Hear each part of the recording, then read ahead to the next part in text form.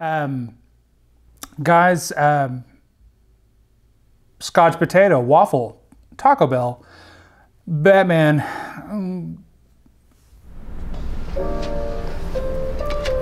If first you don't succeed, drink some more freaking whiskey. Oh, they're my baby. Come here, baby, come here. So, today, I gave my first COVID haircut. Gave it to a dog, and she had a rough day. Welcome back to the Hot Buttery Rolls Whiskey Show. It's me and my sidekick, Lucy Ann McQuaid. She got her second COVID haircut today at the hands of her father, me, Chris Hot Buttery Rolls Britton. It was traumatic for both of us, and she still hasn't completely forgiven me, but we love each other, and I'm pretty sure we're gonna get through it. She a good dog. She a real good dog. I love you, Lucy. Sorry about all that. Anyways, let's talk about some whiskey. Lucy, do you want to hang out and drink some whiskey, or you gonna go? No? Okay. Good dog.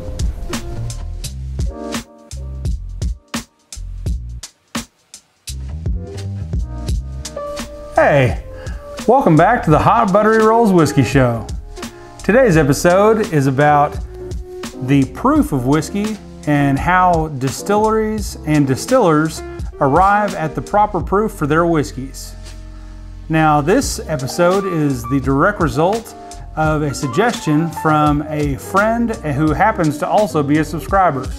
So my very good friend Leo Pelleggi reached out to me and asked if I'd ever had this whiskey, Suntory Toki, and I said I had.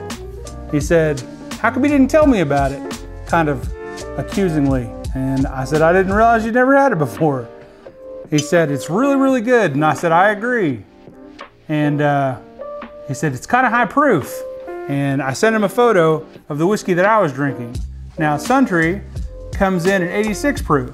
The whiskey that I was drinking, which happens to be Backbone Bourbon, Uncut straight bourbon whiskey, comes in at 118.3 proof, which is significantly higher proof.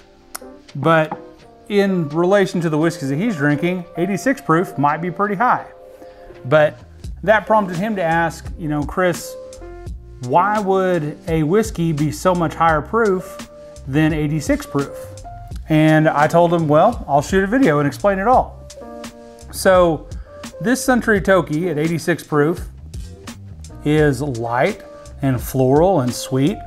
It smells like apple juice and hope and honey, honeysuckle. Oh man, it's just pretty and smells like flowers and just light. It's easy to smell. And honestly, this is a great beginner whiskey. If you have somebody that's never drank whiskey at all, or somebody that wants to make a transition from a bourbon to scotch, or somebody that wants to make a transition from gin to whiskey of any kind, this is a great whiskey to start with. But,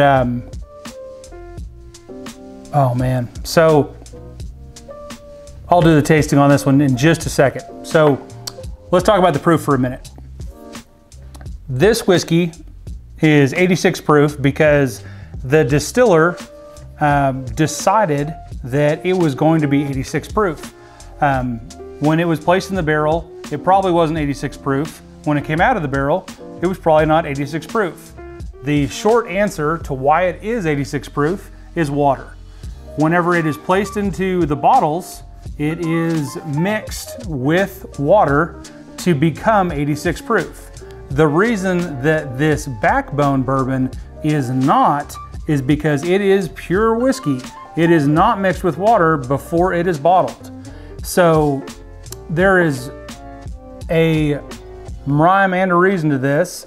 A distiller and a distillery has to decide what their target market is. Is their target market going to be an enthusiast, someone who is a whiskey hipster, someone who's a masochist, a glutton for punishment, someone who wants to taste every little bit of char and oil, and they don't want it, you know, I don't want to leave anything on the table. I don't want to wonder what was in the barrel. I need to get every bit of flavor out of that thing.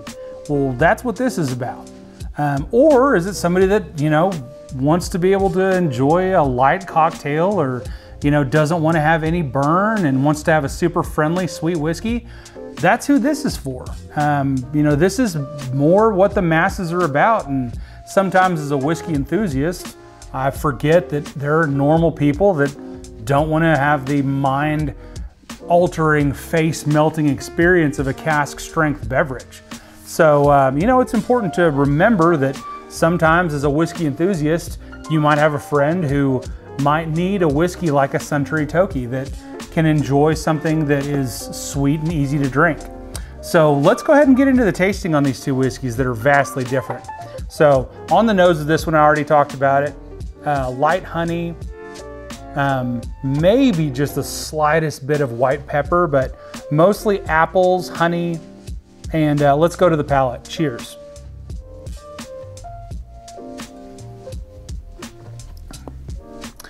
On the palate, I just get clover honey. It is just the sweetest, lightest, almost reminds me of a Edinburgh Scotch.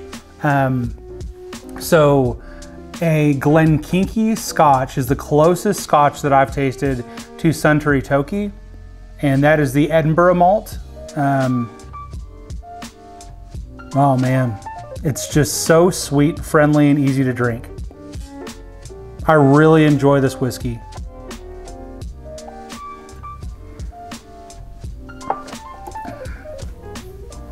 I did Dixon Deadman's Whiskey in the Box Challenge, and my son made me guess this one, and I guessed it correctly because it's very unique. It's the lightest, sweetest whiskey that I have in my entire collection.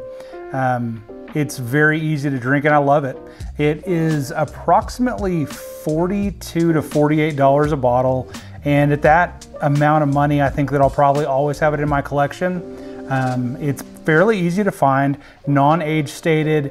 This is from the Suntory family. They're the people that own Jim Beam now. So this is actually a weird cousin of Jim Beam, Booker's, Baker's, Knob Creek, Old Granddad.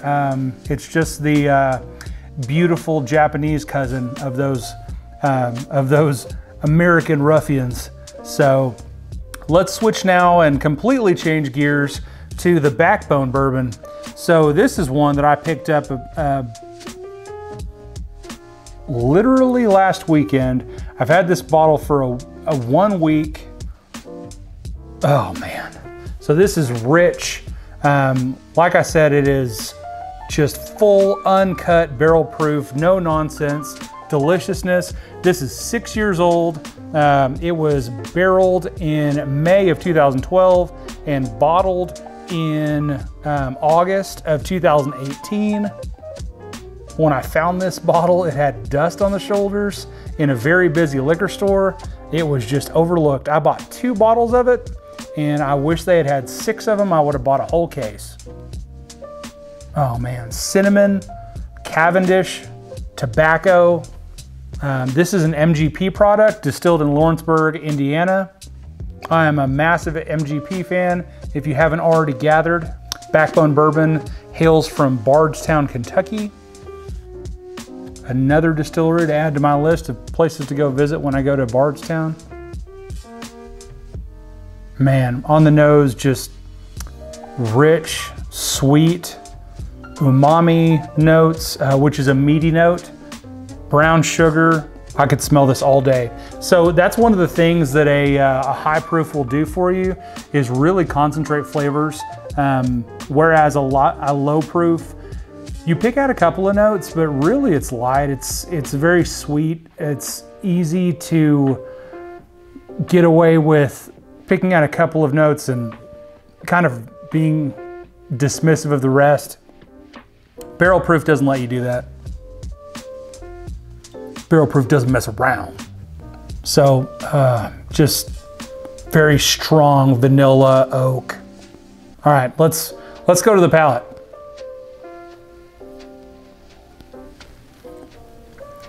Vanilla, brown sugar, oak, tobacco, coconut, Cavendish again, oak, finish for days. Oh, this is special. This is really unique. I wish I had more of this. I wish I had a case of this.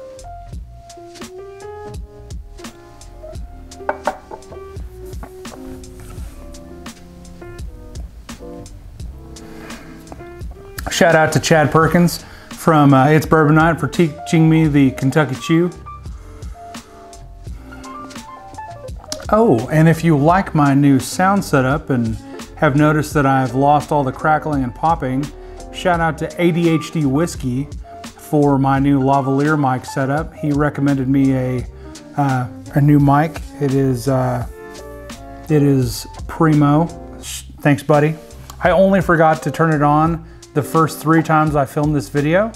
So if I seem a little bit more lubricated, it's because I've shot this video thrice and I'm a little tipsy.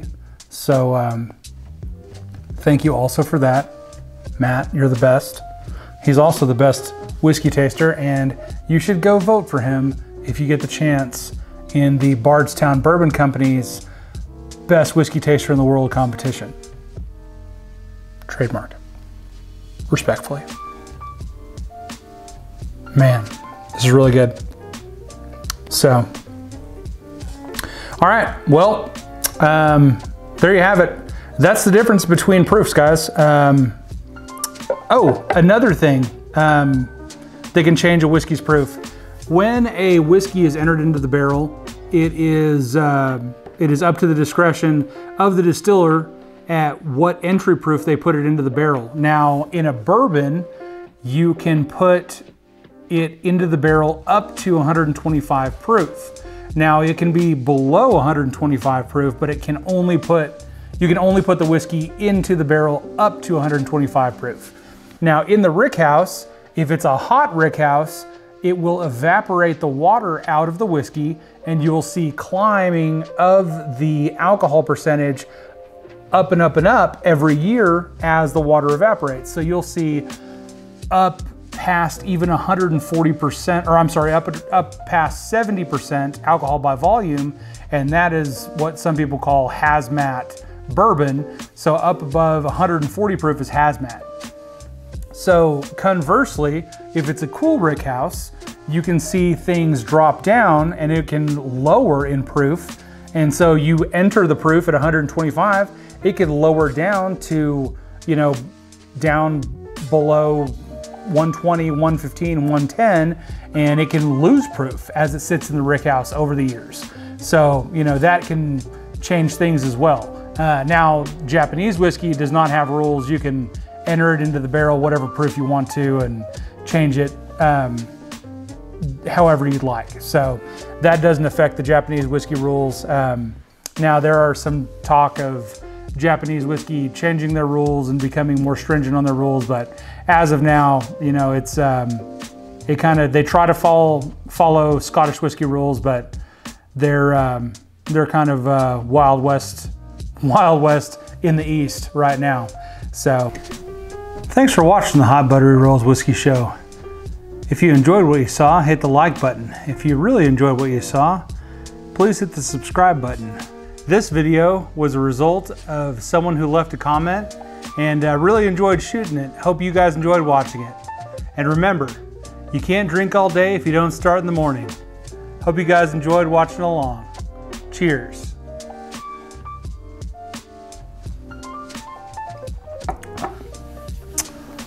Ooh, those are kind of rough mixed together.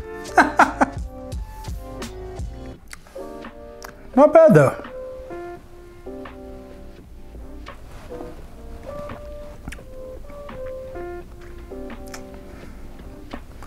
Like brown sugar, apples, and fire. Okay. Okay.